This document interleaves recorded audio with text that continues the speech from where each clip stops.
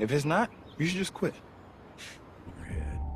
Just lay low on your fucking door until I can sort you. Oh, fuck! Oh, shit!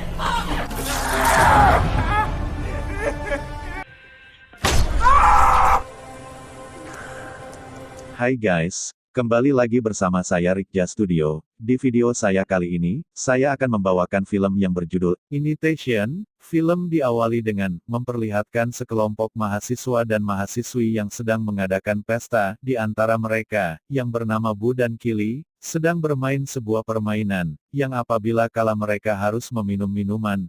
Sementara itu, dua bersaudara Wes dan Ellery yang sibuk memikirkan foto mana yang mereka harus posting. Kili yang kebanyakan minum membuatnya ingin pergi ke toilet. Bu pun menyuruhnya memakai toilet atas dan memberikannya sebuah minuman.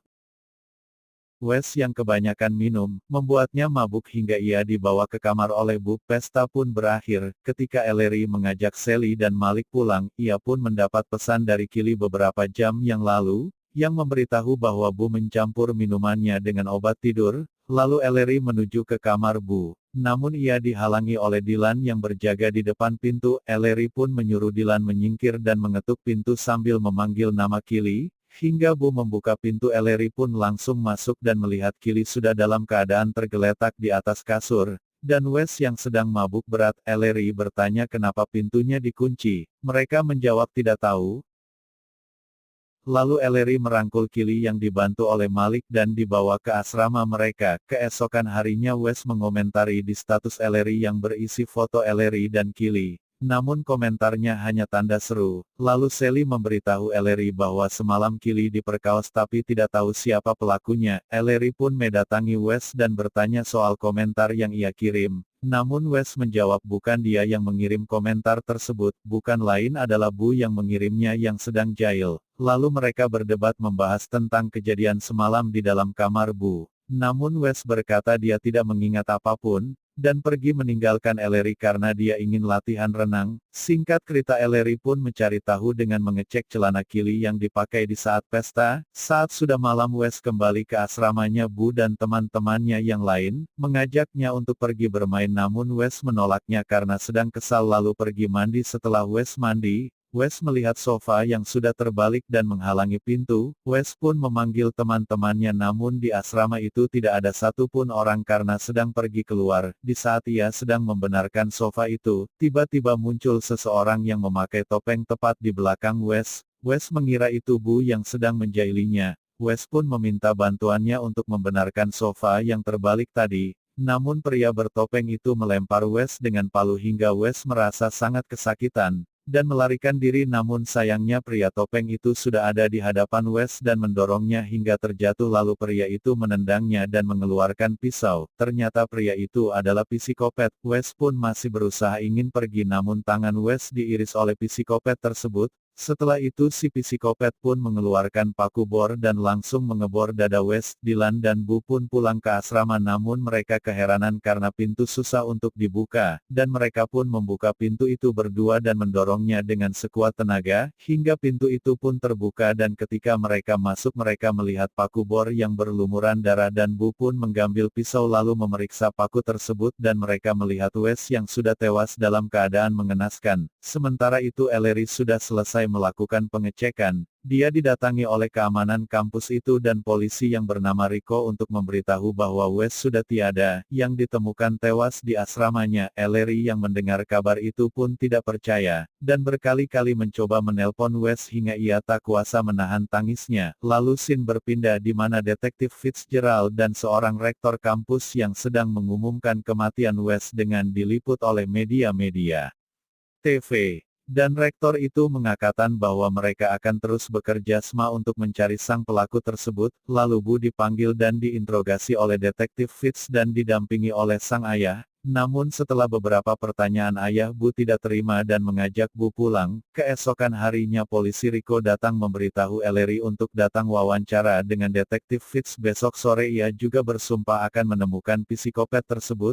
Setelah Rico pulang, Ellery ditelepon oleh asisten dokter dan memberitahu untuk mendatangi sang dokter hari ini. karena ada hal penting yang harus dibicarakan. Di tempat lain Dylan sedang diinterogasi oleh detektif Fitz dan memberikan semua informasi yang ia ketahui. Setelah selesai Dylan ke toilet, kemudian psikopat itu pun datang dan langsung mengiris kaki Dylan, hingga Dylan merasa sangat kesakitan. Kemudian psikopat tersebut memasukkan kepala Dylan ke lubang WC dan menusuk punggungnya, lalu pergi meninggalkan Dylan dalam keadaan tewas yang sangat mengenaskan. Di scene berikutnya Ellery sedang cerita kepada Killy sambil menangis bahwa Wes pernah dituduh memperkaos seseorang.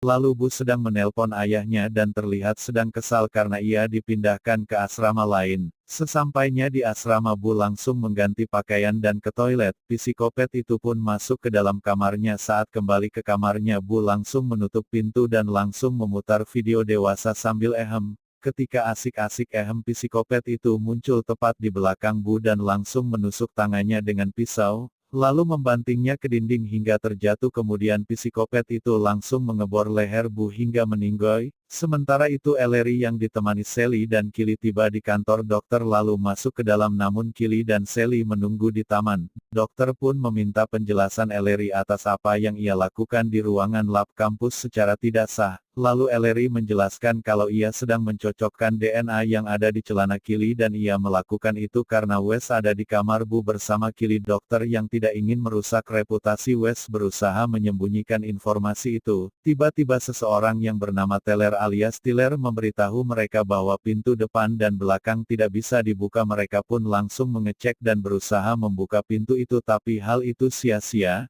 Lalu psikopat itu datang berlari dan menyerang sang dokter. Teller bukannya membantu malah panik dan kabur, namun ia menabrak tembok yang tepat di belakangnya, hingga jatuh dan pingsan. Ellery dan Killy yang baru saja tiba di tempat kejadian itu kaget dan langsung kabur, mencari tempat bersembunyi. Sementara sang dokter berhasil mencekik si psikopat namun ia dibor hingga meninggoy juga. Lalu Ellery dan Killy menyumput di satu ruangan. Dan melihat Sally berada di luar, Ellery pun menelponnya namun tidak bisa karena tidak ada sinyal. Sally yang juga berusaha menelpon untuk mencari bantuan akhirnya tersambung namun lagi dan lagi sinyal menghilang, hingga akhirnya psikopat itu datang dan menyeret si dokter lalu menambahkan beberapa tusukan. Teller alias Tiller yang akhirnya sadar melihat kejadian itu, lalu dihajar, diikat dan ditendang wajahnya hingga pingsan kembali. Sally yang sedang menyumput tiba-tiba mendapatkan sinyal hingga membuat HP-nya berbunyi. Ia pun lari sekencang-kencangnya namun ia tertangkap. Untungnya Sally membawa gunting dan langsung menusukkan ke paha psikopat tersebut, dan berlari lagi ke pintu belakang. Ia pun lolos. Ellery dan Killy yang masih bersembunyi di ruangan lalu ketahuan oleh psikopat dan Ellery pun memukul psikopat itu dengan kuat hingga terjatuh. Ellery pun lari namun ia pun tertangkap oleh psikopat dan psikopat mengatakan ia tidak akan melukainya. Lalu Killy datang dan memegangi psikopat tersebut dari belakang yang membuat Ellery lepas dan mengambil pisau yang berada di lantai lalu langsung menusukkannya ke psikopat tersebut hingga tersungkur di lantai dan sambil membuka topengnya. Dan ternyata ia adalah polisi Rico yang bukan lain adalah ayahnya Killy yang tidak terima anaknya dilecehkan. Ellery dan Killy pun kaget melihatnya. Lalu Killy menangis melihat ayahnya yang terluka dan meminta perlontongan. Tak lama kemudian detektif dan rombongannya pun datang dan langsung mengamankan semua yang berada di TKP, hingga berita tersebar bahwa polisi tersebut dalam keadaan kritis dan cerita pun habis. Terima kasih untuk kalian semua yang sudah menonton video di channel saya hingga habis. Semoga kalian sehat selalu dan sampai jumpa di video saya selanjutnya. Dan jangan lupa like, komen, dan subrek.